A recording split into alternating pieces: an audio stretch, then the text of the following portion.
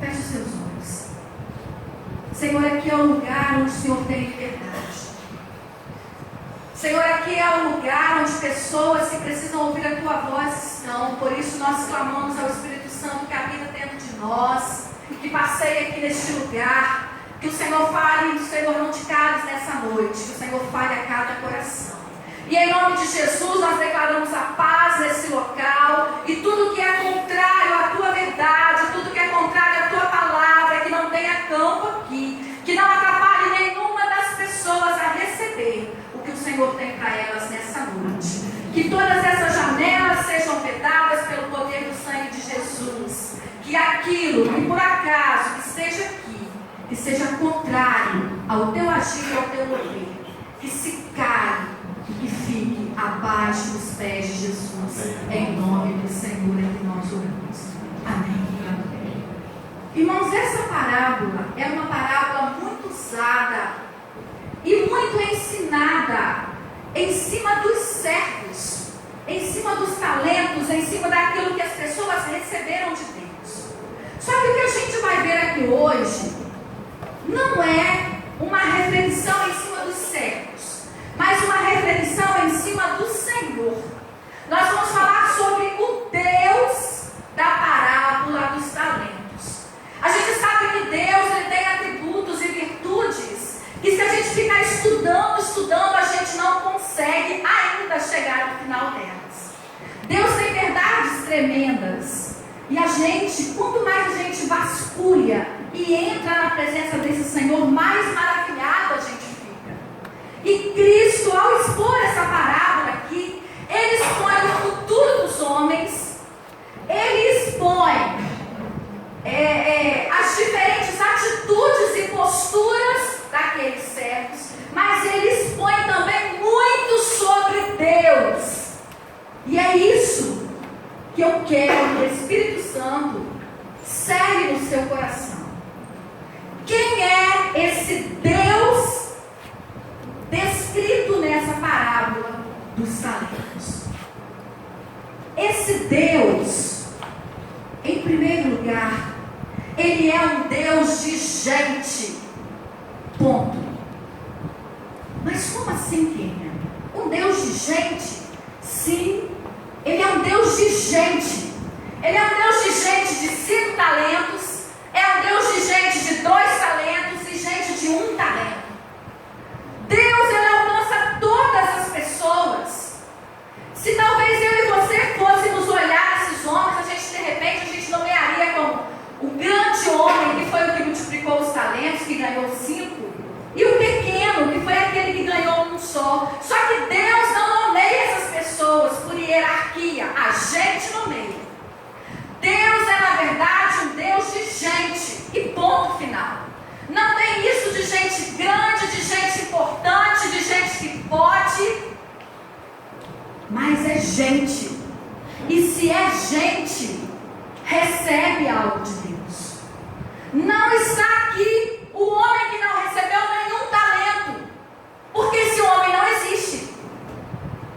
Todos receberam algo de Deus. Então Deus é Deus de gente.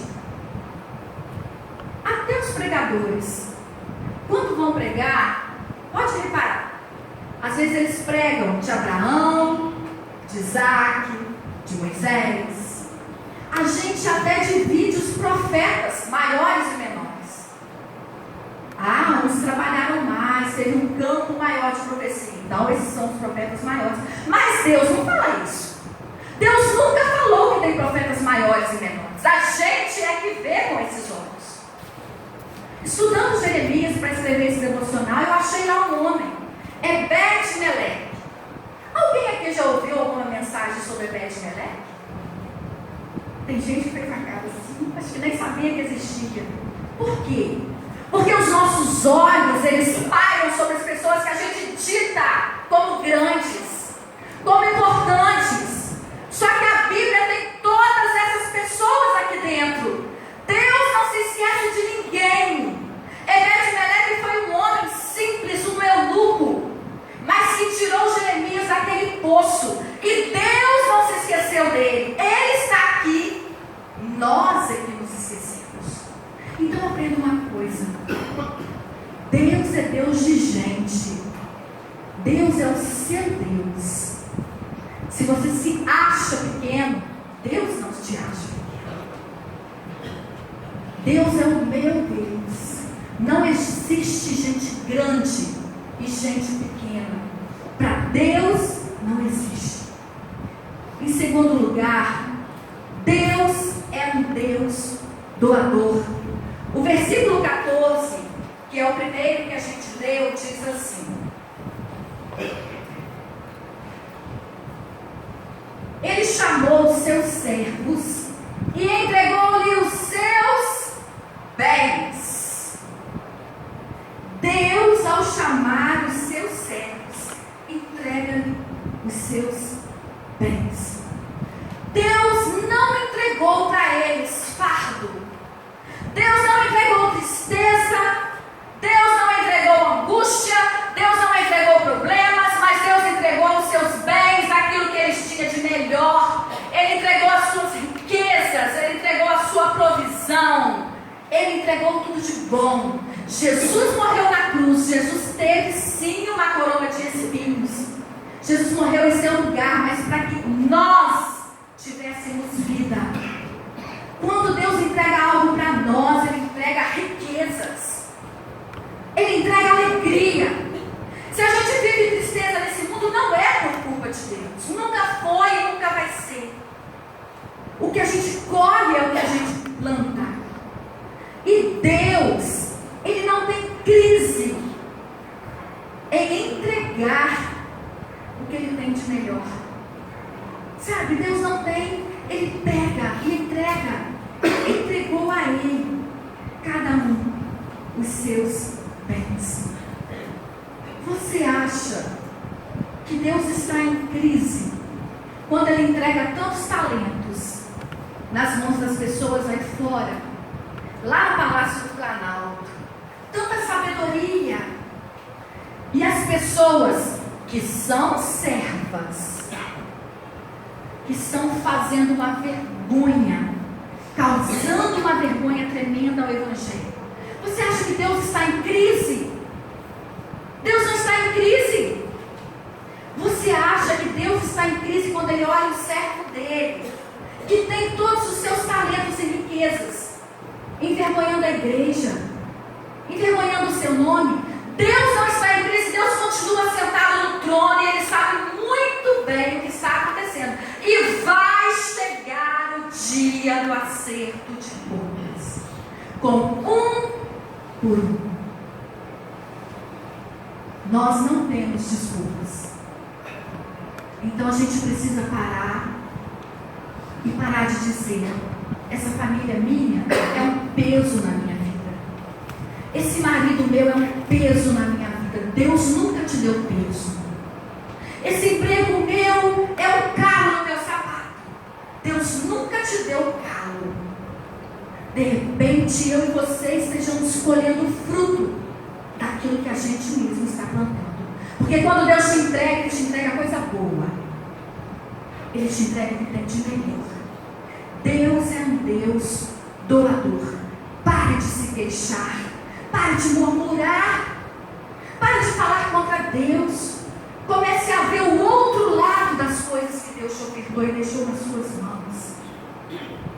Em terceiro lugar, Deus é um Deus que se alegra. Aleluia. Com gente que se compromete. Gente que se compromete. Versículo 21 diz assim: que aquele servo que chegou para o seu Senhor e falou: Senhor, o Senhor me deu 5 talentos. Estão aqui mais 5 que eu consegui. E aí o Senhor Senhor fala com ele assim: servo bom e fiel, você foi fiel no pouco, eu vou te colocar sobre muito. Vem, participa do gozo do seu Senhor. Sabe, irmãos, é real a alegria de Deus com esse servo, e é real também a reprovação de Deus com o último servo que se apresentou. E por que é real a alegria e por que é real a tristeza? A alegria de Deus para com o servo que tinha 5 e apresentou mais 5, não era por causa da quantidade, não. Porque a mesma coisa que ele falou com esse primeiro servo, ele falou também com o segundo, palavra por palavra. E o segundo só apresentou mais 2.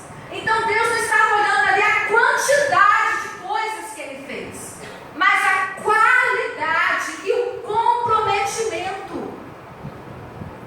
O desgosto com Deus para com o terceiro servo foi que ele não se comprometeu. Ele não fez nada. Quando a gente olha para esse texto, a gente fica irritada com esse servo.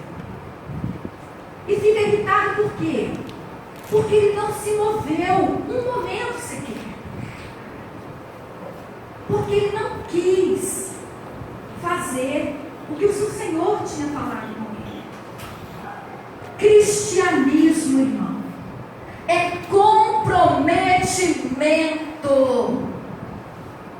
Daniel só foi Daniel porque ele se comprometeu a não se contaminar.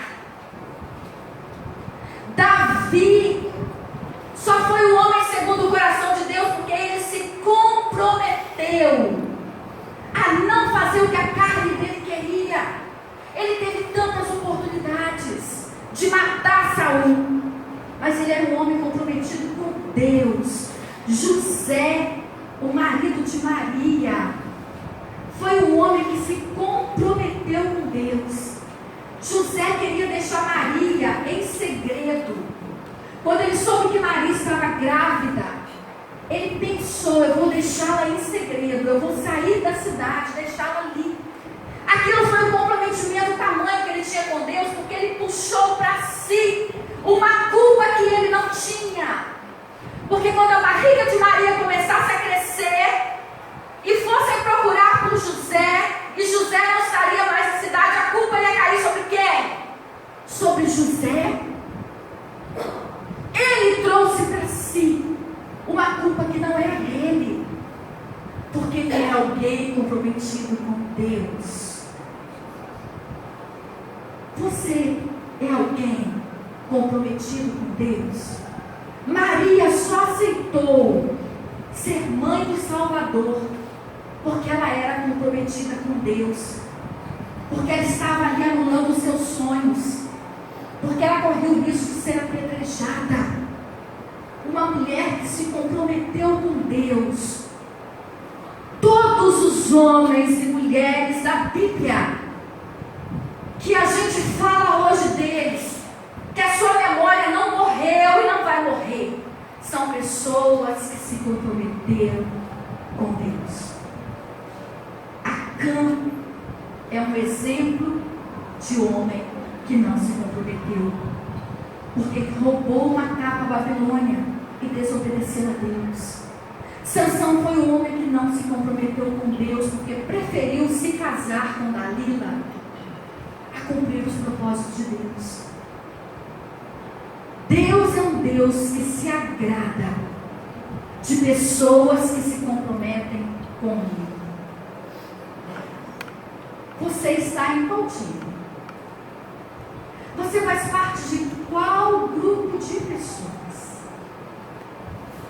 Há um preço alto que se paga pela obediência, sabia? Obedecer não é fácil. Nunca foi fácil para ninguém. Só que há um preço muito mais alto a se pagar pela desobediência. Então pensa bem. Se você acha que o preço da obediência é alto, é porque o ajuste de contas ainda não chegou. Porque Porque o preço da desobediência é mais alto ainda.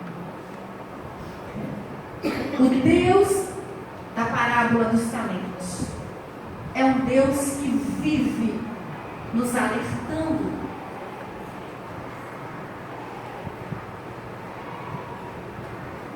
A palavra de Deus diz que tudo que foi escrito para o nosso ensino foi escrito. Se essa parábola está aqui na palavra, e se nós estamos lendo essa noite, é porque isso está narrado aqui para o nosso ensino. Para que eu e você não caiamos no mesmo erro que o terceiro servo caiu. E qual foi o erro do terceiro servo? A gente pode traçar inúmeras hipóteses aqui. Porque ele, na verdade, quando chega diante do Senhor, ele fala: eu tive medo. Mas será que ele teve medo mesmo? Porque se ele tivesse tido medo, talvez ele tivesse agido. Porque quando a gente tem um patrão bravo, a gente faz coisa errada, Deus? Faz nada. Então eu sou levada a acreditar que esse servo, na verdade, não deixou de agir porque ele teve medo. Ele pode ter deixado de agir por inúmeras coisas.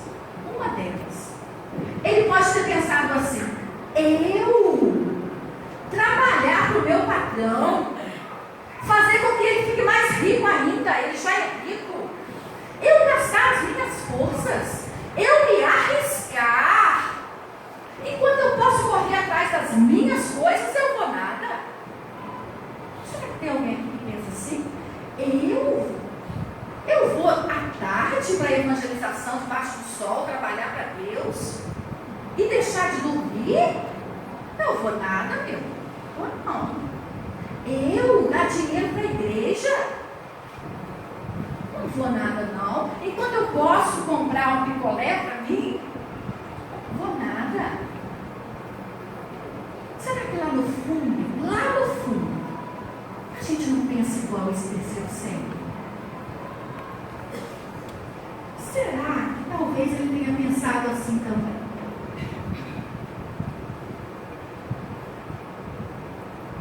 Eu vou ter mais tempo. O meu patrão deixou um talento para mim. Eu não vou trabalhar com ele hoje, não. Eu trabalho mês que vem. Amanhã eu faço. Eu vou ter mais tempo.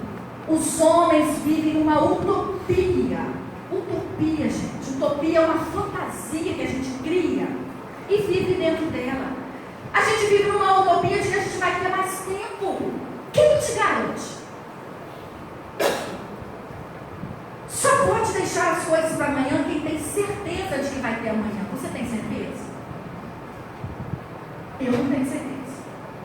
Quem tem certeza de que vai acordar amanhã, pode deixar a sua vida espiritual para ser tratada amanhã. Agora, quem não tem certeza, precisa fazer hoje. Hoje é o dia que você está vivo. Hoje é o dia. Ou esse servo pode ter pensado assim: eu estou muito novo. Igualzinho Jeremias pensou: Senhor, eu sou uma criança. Quando eu tiver mais velho, quando eu tiver mais tempo, porque agora é a hora de eu fazer faculdade, agora é a hora de eu arrumar um namorado, agora é a hora de eu trabalhar bastante e comprar minha casa própria. E aí, quando eu tiver mais tempo, eu vou trabalhar no Senhor. Quando eu aposentar, fala em aposentar, você acredita que você vai aposentar? Então não pensa em trabalhar para Deus quando você for aposentar, não. Você está vivendo numa utopia. Você acha que hoje, com toda a saúde que você tem, sem conta para pagar, sem casa, sem roupa para passar, sem filho para cuidar, você que não faz algo para Deus hoje, você vai fazer amanhã? Você está vivendo numa utopia. Senta com alguém que já é casado e anota o tanto de atribuições que que eles têm? E se ele tem mais tempo que você? Ou talvez você pense assim: mas eu já estou muito velho. Se eu tivesse o tempo, aquele tempo da juventude. Meu irmão, se você não subiu para o céu ainda, é porque Deus tem propósito com a sua vida. Senão você já estaria lá há muito tempo. Porque Deus não deixa ninguém ocupando a terra inutilmente. A palavra de Deus diz que uma árvore estava ocupando a terra inutilmente. E o pai falou que ia podar. Se você está com vida hoje, é porque Deus tem propósito na sua vida ainda. Então não viva nessa utopia de que depois você vai fazer. Porque esse servo pode ter caído nessa utopia.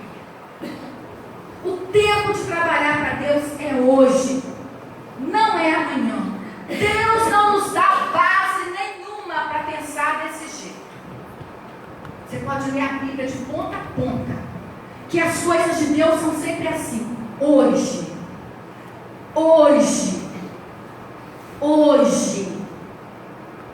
Tudo que foi escrito para o nosso ensino foi escrito.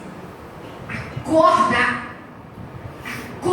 porque senão você pode estar sendo o terceiro servo da carne. Deus é um Deus que vive nos alertando. Em quinto lugar, Deus é um Deus de gente que se achega.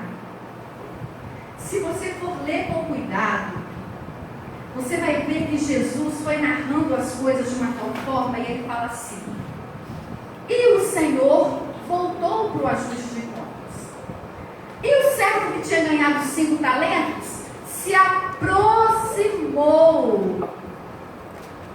E não é essa vez só que Jesus apresenta Deus como alguém acessível, como alguém que a gente pode se achegar a Ele, como alguém que a gente pode realmente ter um relacionamento pessoal com Ele. E o primeiro servo se achegou e conversou, e Deus conversou com ele. E da mesma forma o segundo se achegou. E o terceiro vai ficando cada vez mais longe. Claro, ele tinha feito coisa errada. Quando a gente está em débito com Deus, a gente não deve se afastar. Você deve aí, com o coração quebrantado e contrito, se achegar ao Senhor.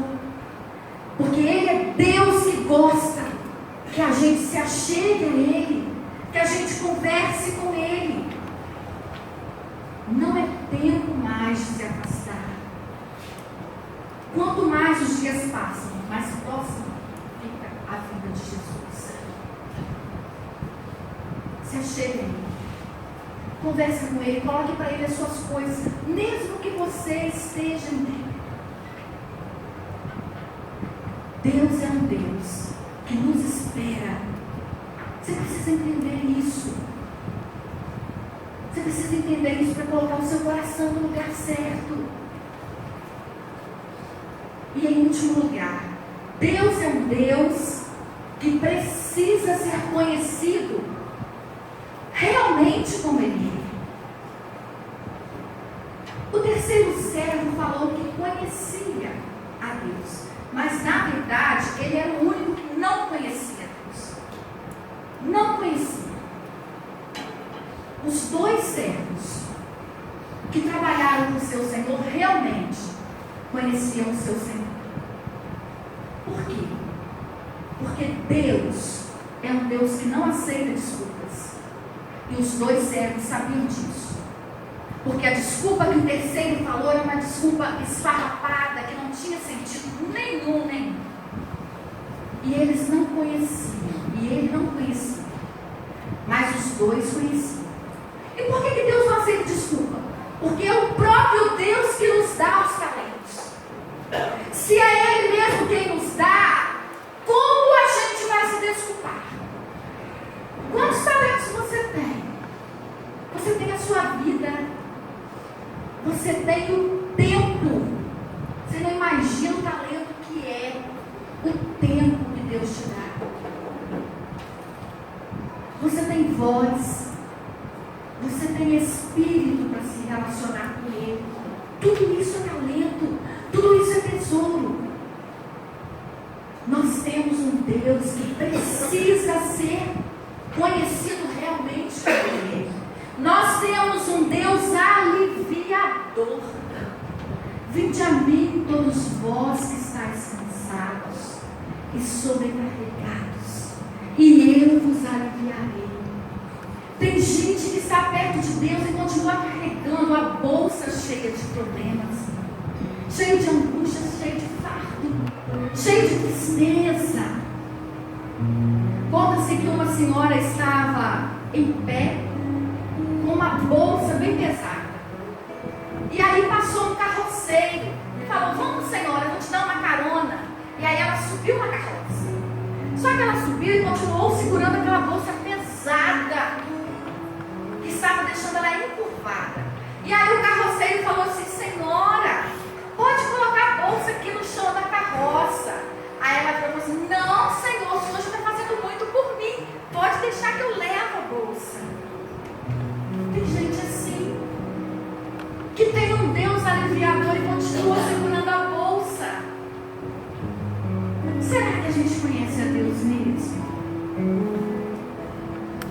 Tem gente que não está agindo como os dois servos. Sabe por quê? Os dois servos da parábola agiram corretamente para com seu Senhor. Porque apesar de ver o terceiro servo todos os dias, vivendo como se não tivesse Senhor, de braços cruzados, eles ainda assim não pararam de trabalhar. Todos os dias eles estavam correndo atrás, tentando aumentar o talento do seu Senhor, e viam o terceiro lá, de braços cruzados. Mas a falta de atitude do terceiro servo não foi capaz de fazê-los parar, porque eles tinham um alvo, porque eles tinham um propósito, porque eles amavam o seu Senhor. Apesar dele ver o terceiro servo levando uma vida como se não tivesse Senhor, eles preferiram escolher viver tendo o Senhor bem firme e bem presente nos seus corações. Você não pode parar por causa do outro. Escute isso. Tem muita gente aí dizendo que tem o Senhor, que não paga os outros, que não fala coisas que edificam, que vivem uma vida como se não fossem prestar contas. Mas eles são eles e você é você. Tem gente se privando de se alegrar na presença de Deus, porque não estão aguentando ver o mau testemunho dos outros. Você não pode se deixar ser afetado pelo erro dos outros. Você precisa se chegar a Deus e viver a sua vida com Deus. Não se prive das riquezas de Deus por causa do outro. O erro de Moisés, ao não entrar na terra prometida, foi que ele ficou tão irritado com seus irmãos, que quando ele chegou na rocha, em vez de ele falar com a rocha, ele bateu na rocha.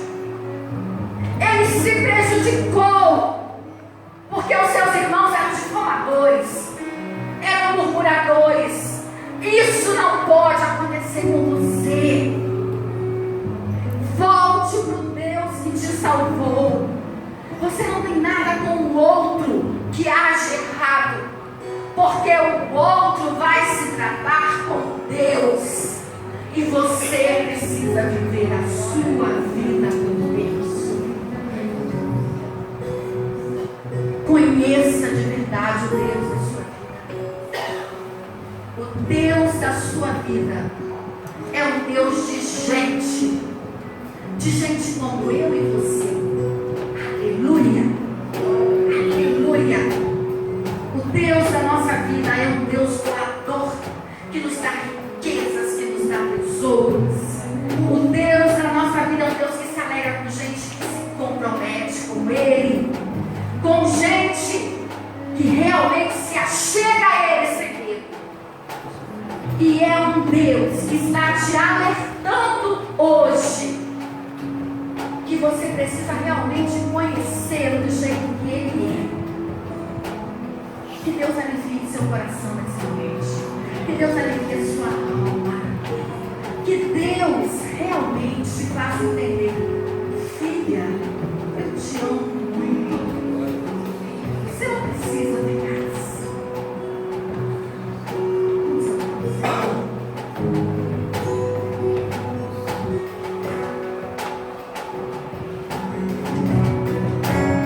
Esse é o segundo compromisso. Não perde não. Essa é a hora de você conversar com Deus, porque o que Deus me entregou, eu já te entreguei. Agora é a hora de você se achegar e estar com Ele. Essa é a sua resposta.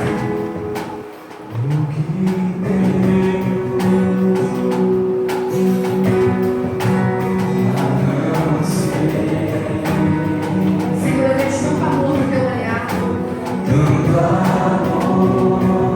Senhor, se envolve conosco. Eu sei que tudo aqui vai passar, Senhor. Mas a minha vida com o Senhor não pode passar, não.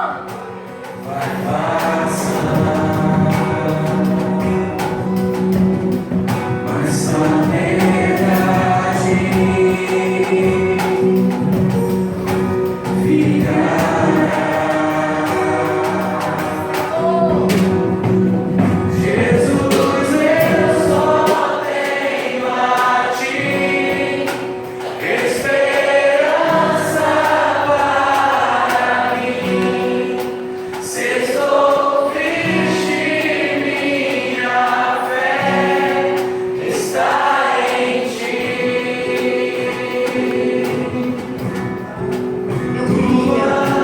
queria fazer dois apelos. Um apelo é para você que está sofrendo tanto pelos outros, que perdeu a alegria por causa dos outros, que perdeu a sua fé por causa dos outros. Se você precisa se reconciliar com Deus, falando: Senhor, eu quero esquecer os outros, agora o meu negócio é com o Senhor. Vamos viver tudo de novo, Senhor. Vamos começar que repara dores, que repara situações tristes e difíceis. A gente perde tantas vezes por causa do outro. Não deixe isso acontecer com você, não, amém. E o outro apelo é o apelo para quem de repente não conhece a Deus ainda, da forma como Deus precisa ser conhecido.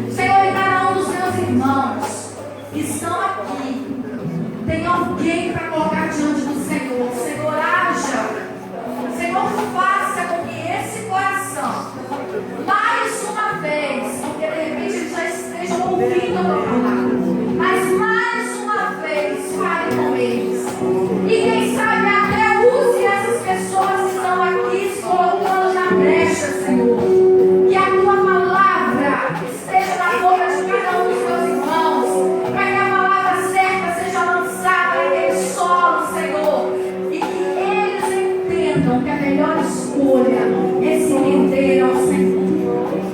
E também por essa irmã que está aqui, e talvez algum outro irmão ou irmã, que talvez, Senhor, esteja com o coração triste, porque a atitude dos outros o afetou. Senhor, agora estamos voltando para os teus braços, Senhor. Queremos viver tudo que o Senhor tem para nós. Não queremos ficar de braços cruzados, nem tristes, nem cabisbaixos, Senhor, mas nós queremos viver a vida de Deus. Senhor, esteja conosco. Nos alimente a cada dia, nos tome pela mão a cada dia. E nos proporcione momentos exclusivos e personalizados para nós, na tua presença santa. É o que nós te pedimos, Senhor. Certos de que essa semana nós teremos uma semana vitoriosa, porque o Senhor estará conosco. Muito obrigada. Nós te agradecemos. Em nome